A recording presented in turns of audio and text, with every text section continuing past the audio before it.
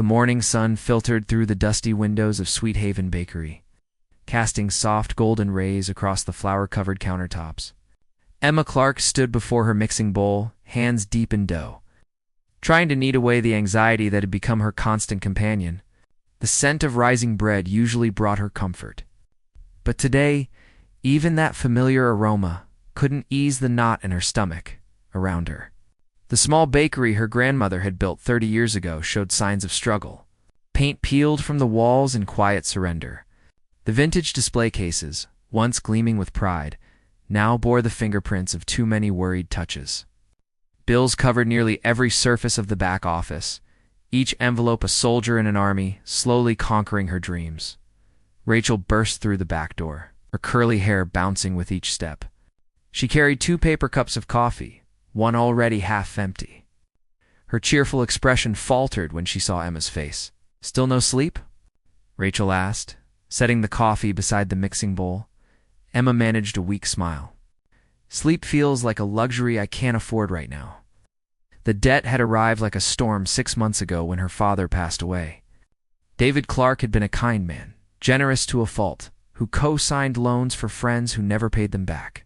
He invested in businesses that crumbled. He helped everyone except himself. When he died, Emma discovered he had secretly mortgaged the bakery to cover his mistakes, leaving her drowning in obligations that weren't hers to bear. "The bank called again yesterday," Emma said quietly, shaping the dough into loaves. "They want an answer by the end of the week." Rachel's hand flew to her mouth. "Emma, no. They can't take the bakery." "They can, and they will, unless I come up with $40,000. The number felt obscene coming from her lips. "I've applied for loans everywhere. Nobody will touch me with my father's credit history attached to my name." The timer dinged, pulling Emma from her thoughts. She slid the bread pans into the oven, each movement mechanical, practiced from years of routine. This bakery was more than a business. It held her grandmother's laughter, her mother's recipes, her father's pride before everything fell apart. Losing it would mean erasing the last physical connection to everyone she had loved and lost. That afternoon, Emma loaded catering boxes into her delivery van. A luxury hotel downtown had ordered desserts for a corporate event, and the job paid enough to cover 2 weeks of expenses. As she drove through the city, buildings grew taller, shinier, more imposing.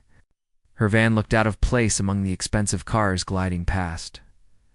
The hotel lobby gleamed with marble and crystal. Emma felt every eye turn toward her as she navigated through with her boxers stacked high. She wore her best dress, but it was faded from too many washes, and her shoes had been resoled 3 times. In this world of silken diamonds, she was painfully visible as someone who didn't belong.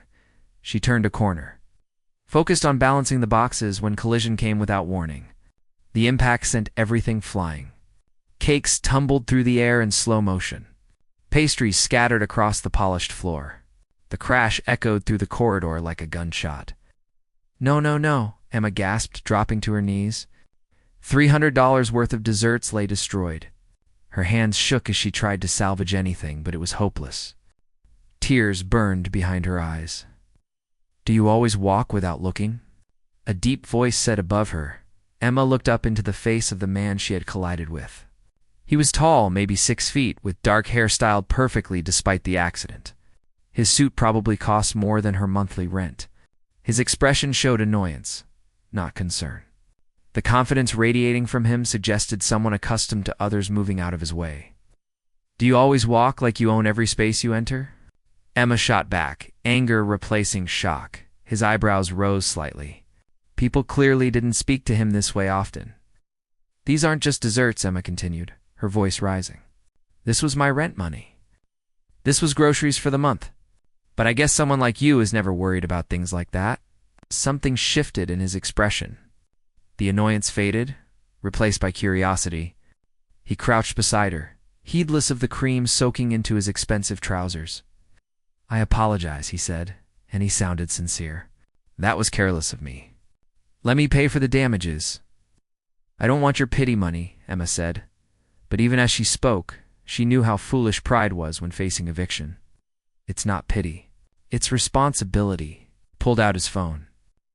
"How much were these worth?" $300 for the order, but I'll lose the client." So, really about 2,000 in future business? He typed something on his phone. What's your account number? Emma stared at him. I don't even know who you are. Dominic Sterling. Said it like the name should mean something. When she showed no recognition, he added Sterling Development. We build about half the commercial properties in this city. Recognition dawned. She had seen his face in business journals at the library when researching potential catering clients. Dominic Sterling, the ruthless developer who transformed neighborhoods, whether residents wanted it or not. The man who treated buildings like chess pieces in his personal game of urban conquest. I don't want money from someone who destroys communities for profit, Emma said. Though her heart screamed at her to be practical, Dominic tilted his head, studying her. You have very strong opinions for someone you just met. You have very little concern for people your buildings displace. For a long moment, they simply looked at each other amid the wreckage of pastries and pride. Then Dominic did something unexpected. He smiled. What's your name? Emma Clarke. Well, Emma Clarke, I think we can help each other. He stood, offering his hand to help her up. She ignored it and stood on her own. I need something, and you clearly need money. I'm willing to offer you a deal. I already said I don't want your money. It's not as charity. As payment for services? He brushed cream from his jacket. I need someone to pose as my girlfriend for 1 month. In exchange, I'll pay off whatever debts are making you this desperate. Emma laughed, the sound sharp and bitter. You're joking. I never joke about business arrangements. His expression remained serious. My mother and the company board are pressuring me to settle down. They think it makes me more stable, more trustworthy to investors.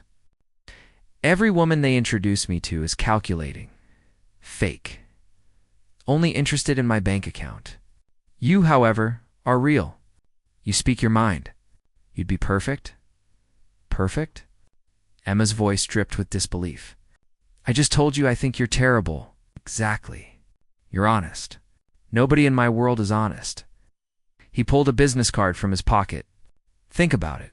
1 month of attending events with me, acting like we're in love, and I'll clear your debts. All of them. I looked you up while we were talking. He gestured to his phone. Your bakery is facing foreclosure. Your father left you with obligations that weren't your fault. I can make all of that disappear. Emma felt her breath catch. How do you know about my father? I know about most things in this city. It's my job. He pressed the card into her hand. Call me when you're ready to discuss terms. But don't wait too long. I need an answer by Friday. He walked away, leaving Emma standing among scattered desserts and shattered certainties. She looked at the business card, then at the mess surrounding her, then at the hotel staff beginning to gather with cleaning supplies and judgmental expressions. That evening, Emma sat at her tiny kitchen table with Rachel. The card lay between them like a grenade. He's offering to pay everything. Rachel asked for the 3rd time. Everything? $40,000 to pretend to be his girlfriend for a month. That's insane. That's like something from a movie, I know. Emma buried her face in her hands. But what choice do I have? The bank forecloses in 5 days. I'll lose the bakery, my home, everything my family built. Rachel reached across the table and squeezed Emma's hand. What does your gut tell you? Emma thought about Dominic's expression when she confronted him. The flicker of something genuine beneath his polished exterior. She thought about his admission that everyone around him was fake. She thought about standing up to him when clearly nobody else did. My gut says he's probably going to break my heart somehow, Emma admitted. But my gut also says I'm out of options. She picked up her phone and dialed the number on the card. Dominic answered on the first ring. I accept your offer, Emma said before she could change her mind. But I have conditions. Name them. I won't lie about who I am or where I come from. I won't pretend to be someone I'm not. If people ask about me, you tell them the truth. Agreed. And this is strictly business. 1 month, then we're done. No expectations beyond the arrangement. Understood. She could hear the smile in his voice. Meet me tomorrow at noon. We need to prepare you for Friday's charity gala. That's where we'll make our first public appearance. After hanging up, Emma sat in silence. Rachel watched her with worried eyes. What have I just agreed to? Emma whispered. Maybe your salvation, Rachel said softly.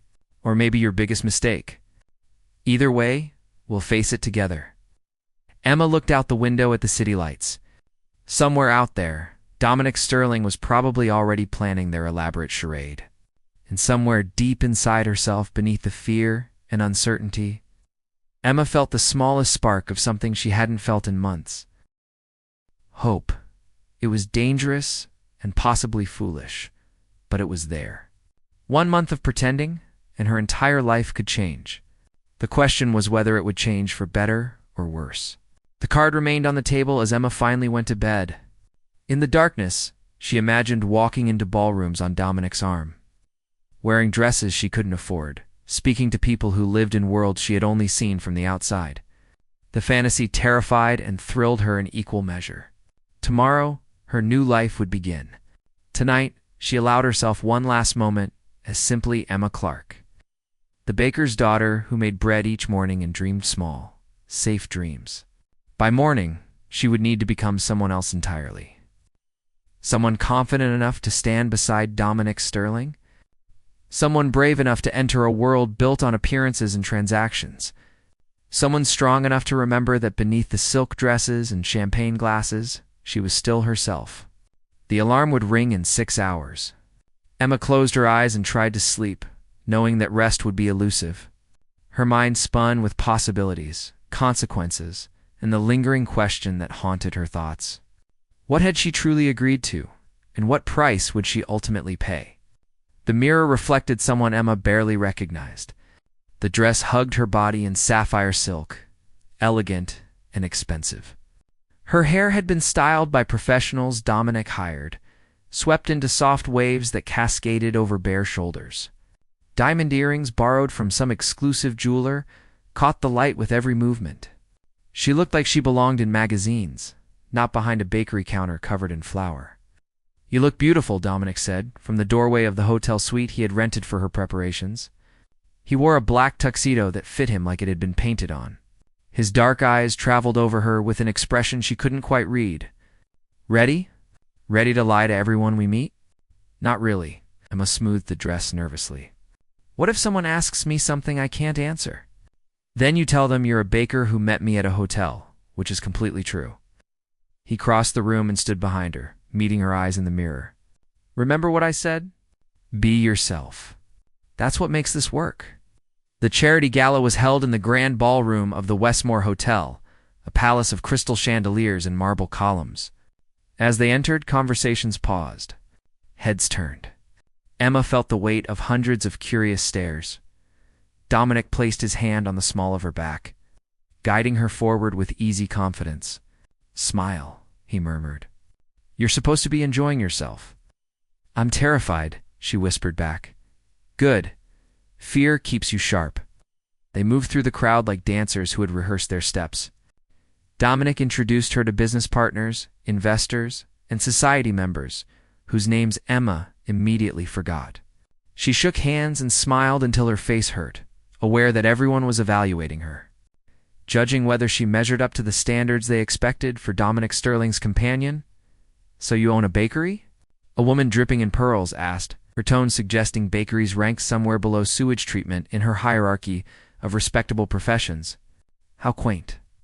"It's honest work," Emma replied, keeping her voice pleasant despite the insult. "My grandmother built the business from nothing. I'm proud to continue her legacy."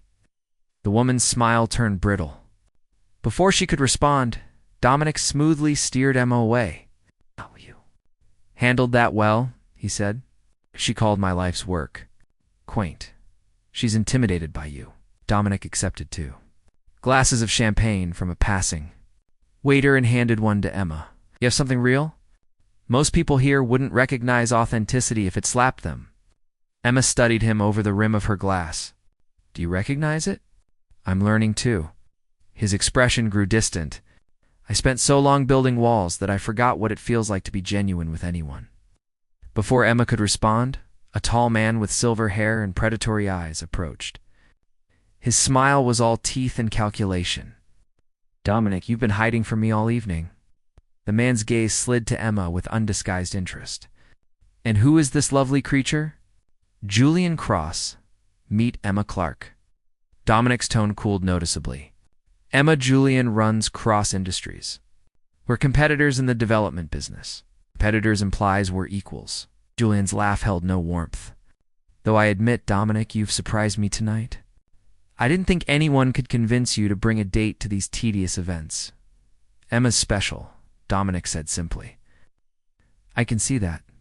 Julian's eyes never left Emma's face. Tell me, dear, how did you manage to capture the heart of our city's most eligible bachelor? Everyone's dying to know. Emma felt the trap in his words. Any answer she gave would be dissected, analyzed, used against her somehow. But she had survived months of creditors and threats. She could handle one smug businessman. I didn't capture anything, she said coolly. We simply recognized something in each other that's rare in your world. Honesty. Julian's smile tightened. How refreshing. Beauty and boldness. He turned to Dominic. We should discuss the harbor project soon. I've heard interesting rumors about your financing. My financing is solid as always, of course. Julian's tone suggested otherwise. Though reputation matters so much in our business, one scandal, one hint of impropriety, and investors get nervous. His eyes flickered to Emma meaningfully. You understand? After Julian walked away, Emma felt Dominic tense beside her. He suspects something, Dominic said quietly. That you're not what you appear to be. Julian makes it his business to uncover secrets. If he discovers our arrangement, he'll use it to destroy my credibility with investors. Dominic's jaw tightened. The harbor project is worth $200 million. He's trying to steal it from me. Emma's stomach dropped.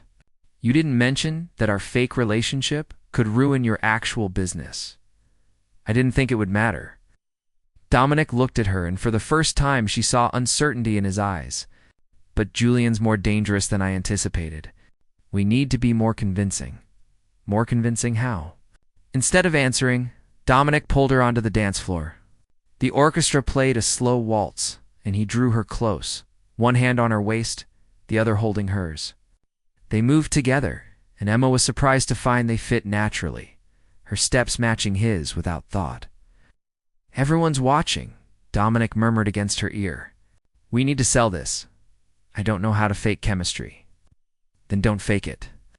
His hand tightened on her waist. Just dance with me. Emma let herself relax into his lead. The ballroom blurred around them until only Dominic remained in focus. She noticed details she had missed before. The faint scar above his left eyebrow. The way his eyes softened when he looked at her. The warmth of his hand burning through the thin silk of her dress. This feels real, she whispered, immediately regretting the admission. I know, Dominic said, and something in his voice made her heart race. That's the problem. The song ended too soon. As they separated, Emma caught sight of a woman watching them from across the room. She was older, perhaps 60, with perfectly styled gray hair and an expression that could freeze oceans. Her resemblance to Dominic was unmistakable. Your mother? Emma guessed. Victoria Sterling in the flesh. Dominic sighed. She's been texting me all evening, demanding an introduction. Ready to meet the final boss? Victoria approached like a queen surveying her kingdom. Everything about her spoke of old money and older expectations. Her dress was understated, but certainly cost more than Emma's car. Her jewelry was subtle and priceless. Her expression radiated disapproval. Oh, mother, this is Emma Clarke. Dominic's voice held a warning note. Emma, my mother Victoria, Mrs. Sterling, it's a pleasure. Emma extended her hand. Victoria looked at the offered hand like it might carry disease, but eventually shook it briefly. Clarke, I don't recognize that family name.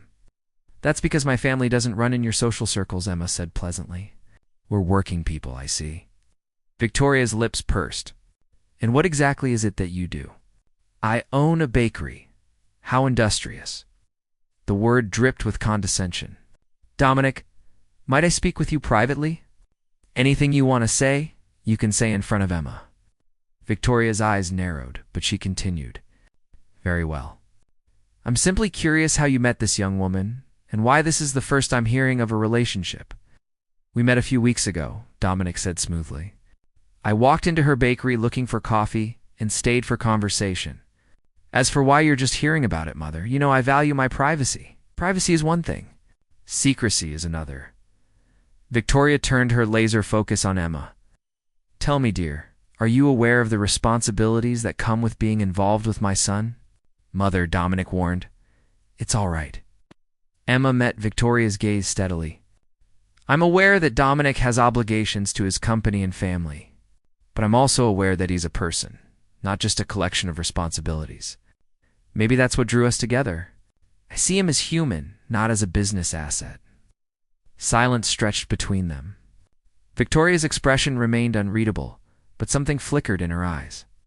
Surprise, perhaps, or grudging respect. We'll see how long that idealism lasts, Victoria said finally.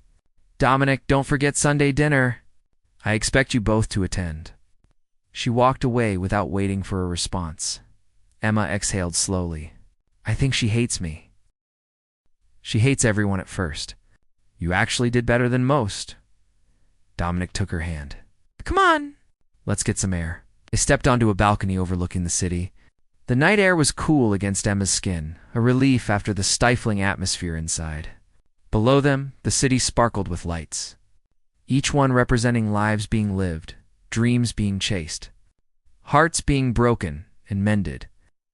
I'm sorry about my mother, Dominic said, leaning against the railing. She's protective to the point of being toxic.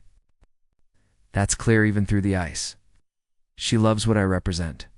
The family name, the business empire, the legacy. He looked at Emma. But I don't think she's ever actually known me as a person. Emma moved closer, standing beside him at the railing. Tell me something real about you. Something nobody else knows. Dominic was quiet for a long moment. When I was 8, I wanted to be a teacher. I loved reading, loved sharing stories with other kids. But my father said teachers were for people who couldn't hack it in real business. He made me choose between literature classes and business school. I chose business because disappointing him felt worse than giving up what I loved. That's heartbreaking. That's life in the Sterling family. He turned to face her fully. What about you? What dream did you give up? I wanted to be a painter, Emma admitted. But art doesn't pay bills or feed people. The bakery was practical, necessary. So I painted sometimes at night when nobody was watching and told myself it was enough. Do you still paint? Not in months. Can't afford supplies when I can barely afford flour? Dominic pulled out his phone and typed something quickly. What's your favorite art supply store? Why? Because part of our deal is that I clear your debts. Consider this an advance on that promise. Buy whatever supplies you need. Paint something for me. Emma wanted to refuse, to maintain some boundary between business arrangement and personal connection. But the longing in his eyes matched the ache in her own heart. What do you want me to paint? Something real. Something that reminds us both that we're more than the roles we play. They stood together on the balcony, the party continuing without them inside. For a few stolen moments, they weren't billionaire and baker, employer and employee, fake lovers playing pretend. They were simply two people who had found each other in the middle of their separate storms. When they returned to the ballroom, Julian Cross was waiting. His expression held triumph. Dominic, might I have a word? Alone? Whatever you have to say, you can say it here. Very well. Julian's smile was cruel. I've done some research into Miss Clarke. It seems her father was quite the gambler and con artist, left her buried in debt from illegal loans. I'm curious whether your investors know you're dating someone with such questionable family connections. Emma felt the blood drain from her face. Around them, conversation stopped. People turned to stare. The carefully constructed facade began to crack. My father made mistakes, Emma said, her voice shaking but strong. That doesn't define who I am, doesn't it?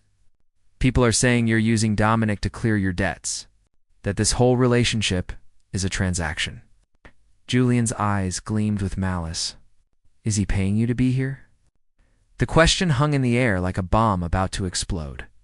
Emma looked at Dominic, whose face had gone carefully blank. She had two choices: maintain the lie and lose herself in the process, or tell the truth and destroy everything. Yes, Emma said clearly. He's helping me with my debts. But not because I'm using him, because he chose to help someone who needed it. Because despite what you all think, he's a good man beneath the business suits and board meetings. Asps rippled through the crowd. Julian's smile widened. Victoria's face flushed with rage. And Dominic stood frozen, watching Emma expose everything with brutal honesty. The truth is, Emma continued, her voice growing stronger, I came here tonight pretending to be something I'm not because I was desperate. But I'm done pretending. Yes, I'm poor. Yes, my father left me with problems. Yes, Dominic offered to help me, and I accepted because I had no other choice. But the feelings between us are real, even if the circumstances aren't ideal. She turned to Dominic, tears threatening to fall. I'm sorry. I can't keep lying. Before anyone could respond, Emma walked away from the ballroom from Dominic. From the entire glittering world she had briefly inhabited. She made it to the elevator before the tears came, hot and fast. Carrying away the last remnants of her foolish hope, the doors began to close when a hand shot out, stopping them. Dominic stepped inside, his expression fierce. What are you doing? Emma asked. Choosing you over everything else. He cupped her face in his hands. You just stood in front of everyone I know and told the truth when lying would have been easier. You defended me when you should have been protecting yourself. Emma, that's the bravest thing I've ever witnessed. I ruined everything. No, you made everything real. He kissed her then. Deep and desperate, pouring every unspoken feeling into the connection of their lips. When they finally broke apart, both were breathing hard. I don't care about Julian or the Harbor Project or what anyone thinks. I only care about this. About you, your mother will kill you. Let her try. Dominic smiled, and for the first time it reached his eyes completely. I've spent my entire life doing what everyone expected. It's time I did what I actually want. The elevator doors opened to the lobby. Outside, rain had begun to fall, washing the city clean. Emma and Dominic stood at the threshold between the world they had left behind and an uncertain future. Where do we go from here? Emma asked. Anywhere we want, Dominic replied. Together. Morning light filtered through Emma's apartment windows, gentle and forgiving. She woke wrapped in Dominic's arms, his steady breathing a rhythm against her back. For a moment, she let herself believe everything would be fine. Then her phone began buzzing with notifications, and reality crashed back. The headlines were everywhere. Sterling heirs secret deal exposed. Fake romance rocks business world. Baker's daughter admits to arrangement with billionaire. Emma scrolled through article after article, each one dissecting their relationship with surgical precision. Dominic stirred beside her, reaching for his own phone. His expression darkened as he read. Julian wasted no time, he muttered. He's already scheduled a press conference claiming my judgment is compromised. The board wants an emergency meeting. This is my fault. Emma sat up, pulling the blanket around herself. I destroyed your reputation because I couldn't keep lying. Stop. Dominic caught her hand. You did exactly what needed to be done. I'm tired of living in a world where truth is the enemy. Pretty words won't save your company. Maybe I don't want to save it. Not if the price is losing you. Emma wanted to believe him, but she had learned that noble intentions crumbled under real-world pressure. Your mother called 6 times already. She's going to demand you end this. As if summoned by mention, Emma's doorbell rang insistently. Through the peephole, she saw Victoria Sterling standing in the hallway, perfectly dressed despite the early hour. Emma opened the door, bracing for impact. We need to talk, Victoria said, sweeping inside without invitation. Her eyes took in the modest apartment with barely concealed disdain. Dominic, get dressed. We have damage control to manage. There's nothing to control, Mother. Mother. Dominic emerged from the bedroom, still buttoning his shirt. What happened last night was the most honest moment of my life. Honest. Victoria's laugh was sharp. You made yourself look like a fool. The board is threatening to remove you as CEO. Our stock price dropped 3 points overnight. Julian Cross is positioning himself to steal every major project we have in development. Let him try. Don't be childish. This company is your legacy, your responsibility. Maybe I'm tired of legacy and responsibility. Dominic moved to stand beside Emma, taking her hand. Maybe I want something more than business deals and board meetings. Victoria's face turned red. You would throw away everything your father built for some girl you barely know. I know her better than anyone I've dated from your approved list. Dominic's voice stayed calm, but Emma felt tension in his grip. Emma sees me as a person, not a trophy or a business asset. That matters more than you can understand. What I understand is that you're thinking with your heart instead of your head. Victoria turned to Emma, her expression cold. And you, dear, what exactly do you get from this relationship beyond financial rescue? The question struck deeper than intended. Emma had asked herself the same thing countless times since Dominic first proposed their arrangement. What did she truly want from him? I get someone who listens when I talk about my dreams, Emma said quietly.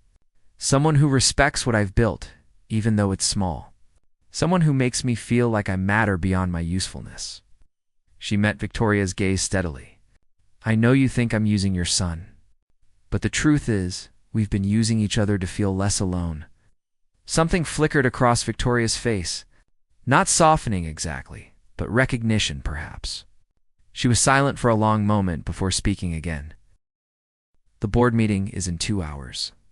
Dominic, if you care about this company at all, you'll be there. She walked to the door, then paused. And Miss Clarke, despite what you may think, I don't hate you. I simply know how cruel this world can be to people who don't fit its expectations. I'm trying to protect my son from making choices that will destroy him. After Victoria left, Emma sank onto the couch, emotionally exhausted despite the early hour. Dominic sat beside her, running his hands through his hair. I have to go to this meeting, he said. But Emma, I need you to know something. Whatever they say, whatever they demand, I'm not giving you up. You might have to. No, he turned to face her. For 35 years, I've done everything right. Perfect grades, perfect business deals, perfect public image, and I've been miserable. You make me happy. That's worth fighting for. Rachel arrived an hour later, bursting through the door with grocery bags and fierce determination. I've been reading the news, she announced. Unpacking ingredients with military efficiency? Those people are tearing you apart online. So we're going to bake. Because baking fixes everything, or at least makes everything more bearable with butter and sugar. Emma couldn't help but smile. What am I making? Your grandmother's chocolate cake. The one that tastes like hope. They spent the morning in Emma's tiny kitchen, measuring flour and melting chocolate. The familiar motions soothed Emma's frayed nerves. As she mixed batter, she told Rachel everything that had happened the night before. So you told the truth in front of everyone. Rachel shook her head admiringly. That took guts, or stupidity. Sometimes they're the same thing. Rachel licked chocolate from her finger. But Emma, real question. Do you actually have feelings for him? Or is this still just about the arrangement? Emma thought about Dominic's arms around her that morning, the way he had defended her to his mother, how he looked at her like she was the only real thing in his carefully constructed world. I don't know when it stopped being pretend, she admitted. Maybe it was never completely pretend. Even from the beginning, there was something genuine underneath the transaction. Then fight for it. Don't let those rich snobs decide your future. Across town, Dominic sat in the Sterling Development boardroom, facing 12 men and women who wanted his head. Julian Cross had joined the meeting as a special guest. His presence, a poisonous reminder of everything at stake. Your personal life has compromised the company's reputation, the board chairman said coldly. Our investors are questioning your judgment. We need assurance that you can separate business from your romantic entanglements. My relationship with Emma doesn't affect my ability to run this company, Dominic replied. Doesn't it? Julian leaned forward, his expression triumphant. You made a spectacle of yourself at the charity gala. You admitted to a fraudulent relationship designed to manipulate public perception. How can we trust anything you say or do? The relationship started as an arrangement, but it became real. That's not fraud. That's called falling in love. Silence filled the room. Several board members exchanged uncomfortable glances. Love is a luxury you can't afford right now, the chairman said. We need you focused, rational, committed to the company above all else. That means ending this relationship publicly and restoring confidence in your leadership. No, I beg your pardon. I said no. Dominic stood, placing his hands on the conference table. For my entire career, I've sacrificed personal happiness for company success. I've dated women I didn't care about because they had the right pedigree. I've attended parties I hated because they served business interests. I've become someone I barely recognize in the mirror. And I'm done. Then you're done with this company, Julian said smoothly. The board can vote to remove you as CEO. I'd be happy to step in as interim leadership. Of course you would. Dominic looked at each board member in turn. Let me be clear about what's really happening here. Julian doesn't care about the company's reputation. He wants control of the harbor project, and he's using my personal life as leverage to get it. If you vote me out, you're not protecting Sterling development. You're handing it over to a man who will gut it for parts. Bold accusations, Julian said. Do you have proof? I have the truth, and I trust that will be enough. The vote was called. 7 board members voted to keep Dominic as CEO. 4 voted to remove him. 1 abstained. It was enough, barely. Julian stood, his face flushed with anger. This isn't over, Sterling. I'll destroy you one way or another. You're welcome to try. After the meeting, Dominic drove straight to Emma's bakery. He found her behind the counter, frosting cupcakes with focused intensity. When she saw him, relief flooded her face. How bad was it? I'm still CEO. Barely. He came around the counter, not caring about the flour covering her apron. But Emma, I need you to understand what this means. Julian will keep attacking. My mother will keep disapproving. The media will keep dissecting our relationship. This won't be easy. I never expected easy, Emma said. I just expected honest. And let me be completely honest with you. Dominic cupped her face gently. I'm in love with you. Not the woman I hired to play a role, but you. The baker who speaks her mind, who creates beautiful things, who stood up for me when she didn't have to. I'm in love with Emma Clarke, and I don't care who knows it. Emma felt tears spilling down her cheeks. I love you too. Even though you're arrogant and controlling and way too used to getting what you want, are those bad things? Terrible things. She pulled him into a kiss that tasted like chocolate and hope. But I love you anyway. The weeks that followed tested them repeatedly. Julian launched a smear campaign painting Dominic as unstable. Victoria maintained icy distance, though she eventually stopped actively interfering. Some investors pulled funding from Sterling development projects. The media remained obsessed with every detail of their relationship. But Emma and Dominic faced each challenge together.